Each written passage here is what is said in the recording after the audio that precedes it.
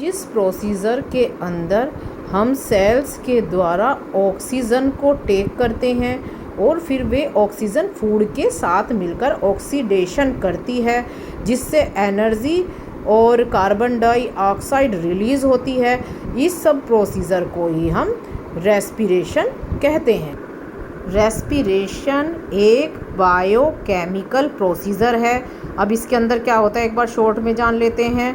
जो ऑक्सीजन है वो हम एनवायरनमेंट से इनटेक करते हैं, फिर फूड ब्रेक डाउन हो जाता है ग्लूकोज में। उसके बाद इस सब क्रिया के बाद एनर्जी और कार्बन डाइऑक्साइड रिलीज़ होती है और एलिमिनेशन होता है कार्बन डाइऑक्साइड का।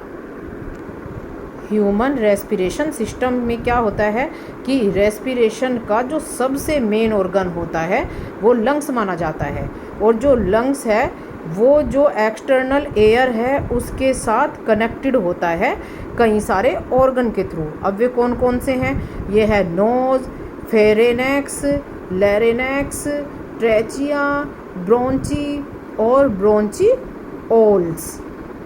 तो इस तरह से इन सब अंगों के थ्रू जो हमारा लंग्स होता है वो एक्सटर्नल एयर से कनेक्टेड होता है। सबसे पहले पढ़ते हैं हम नोज़। हम जो एयर को ब्रीथ करते हैं वो नोज़ या फिर कह सकते हैं नोस्ट्रिल के थ्रू लेते हैं ब्रीथ। जो नोस्ट्रिल है ये नेज़ल पैसेज में ओपन होती है, और जो ये नोज़ल पैसेज है ये इस एयर को लंग्स में भेजने से पहले इसका कुछ काम करती है। पहले ये इस एयर को फिल्टर्ड कर देगी, थोड़ा सा वार्म कर देगी और थोड़ा सा मॉइस्टेंड कर देगी, मतलब मॉइस्चर से भर देगी। उसके बाद ये लंग्स में इस एयर को भेजती है। फेरेनेक्स ये एक कॉमन पैसेज है जहाँ से फूड और एयर दोनों जाती है। जो ट्राचिया है, ट्राचिया या फिर ग्लोटीज कह सकते हैं, उसकी ओपनिंग पे फेरेनेक्स में एक मस्कुलर फ्लैप होती है जिसको इपिग्लोटीज और या फिर यूव्यूला कहा जाता है, जो एक गार्ड की तरह यहाँ पर काम करती है। ये इपिग्लोटीज जो होती है वो जिस समय हम फूड को स्वेल करते हैं उस समय इस ग्लोटीज को क्लोज कर देती है, जिससे कि फूड ट्रेचिया में एंटर नहीं कर पाता। ओके, तो इस तरह से जो इपिग्लोटीज होती है वो इस जो ट्राचिया है उसे क्लोज कर देती है, जिसकी वजह से ट्रेचिया में फूड एंटर नहीं कर पाता। अब है लैरिनेक्स। लैरिनेक्स जो होता है वो ट्राचिया से ऊपर वाला पार्ट होता है। इसे वॉइस बॉक्स या फिर एडम्स एप्पल भी कहा जाता है।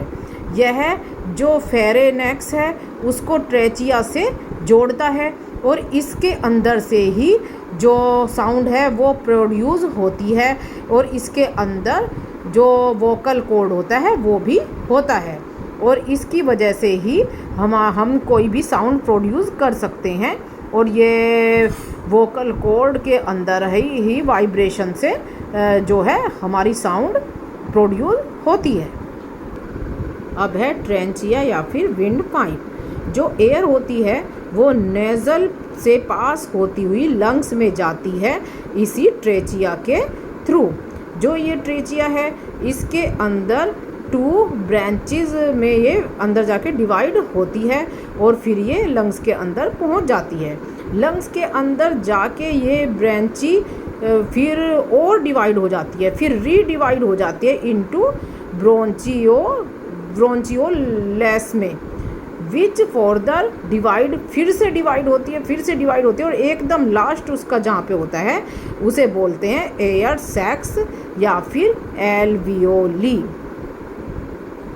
मतलब जो ये ट्रेचिया है ये लंग्स में जाते हुए 2 जगह डिवाइड हो जाती है, जहाँ पे इसको नाम ब्रोंची दिया जाता है और अलग अलग नाम देखे तो ब्रोंचियस इसे बोला जाता है। लंग्स के अंदर भी डिवाइड हो जाती है कई हिस्सों में, जिसे ब्रोंचियोलेस कहते हैं, और उसके बाद फिर से डिवाइड होती है और लास्ट जो इसका डिवाइडेशन होता है उसे एयर सैक्स या फिर एल्वियोली कहा जाता है। अब है लंग्स रेस्पिरेशन का मेन ऑर्गन माना जाता है। ये 2 पेयर में होता है, और पेयर में होता है। बहुत स्पॉन्जी, हाईली इलास्टिक और बैग की तरह का स्ट्रक्चर होता है। ये चारों तरफ से एयर टाइट थोरेसिस कैविटी से एनक्लोज होता है। और जो ये है वो किससे बनी रहती है? बैकबोन से, रिब्स से और स्टेर्नम से बनी रहती है।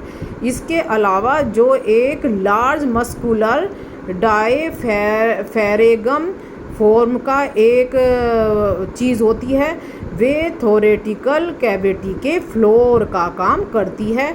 और इसके अलावा यही डायफेरेगम ही एब्डोमिनल कैविटी से इसको अलग करता है, थोरेसिस कैविटी को।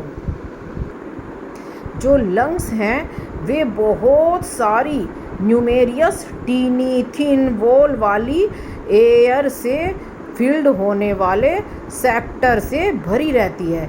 और इसे इन सेक्स को क्या कहते हैं? एल्वियोली कहा जाता है। और अगर सिंगली इनका नाम बोलें तो इन्हें एल्वियोलस कहा जाता है। और इसके अंदर लगभग 50 मिलियन अबव एलोवियल होते हैं। और ये एक लार्ज सरफेस एरिया देती हैं जहाँ पर एक्सचेंज हो सके गैसेस। जो ये एल्वियोली होती है उनका जो सरफेस होता है वो बहुत सारी फाइन ब्लड कैपिलरीज के नेटवर्क से भरा रहता है। मतलब ब्लड कैपिलरी का एक फाइन नेटवर्क इसके अंदर होता है।